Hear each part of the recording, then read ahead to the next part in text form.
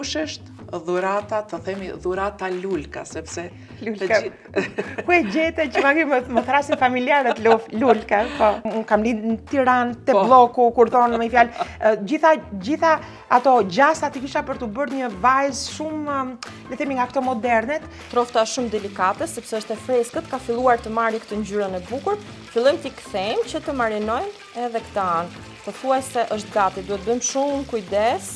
Mua më duket kur thoshin në një fjalë që flisnin për shqiptarët e Kosovës, sikur më flisnin keq për çunat e tezës, me një fjalë hidhesha direkt në ashtu. I thash mos të lutem, thash unë as nuk e ndërroj ta takoj ndonjëherë dhuratën. Tha po çaj do thon ti, tha unë tani do i them që do pim kafe bashkë dhe do marrë dhe shoqen tim Oranën dhe ajo do pranoj. Gabim kanë shkruar që kanë vënë rruga e kosovarëve. Duhet ta kishim vënë rruga e shqiptarëve të Kosovës. Unë aty jetoj. Orana ma tha sot pse i ka gatuar sheqerparet. Për shkak se në familjen time, baba im i ka gatuar sheqerparet. Dhe kjo e ka mbajt mend dhe tha nuk kishte si të vija ati mos t'i sillja sheqerparet.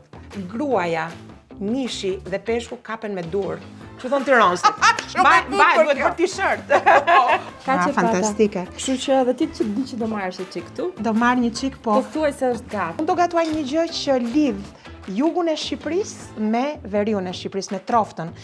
Miqet që dojnë të rinë, të qëndrojnë me njëra tjetrën, por që dojnë të rinë dhe të hajnë së bashku, mos shkoni vetëm në restorane, mund të gatuani bashkë. S'ka gjë më të bukur. S'ka gjë më të bukur, me i thirr edhe me gatu për ty.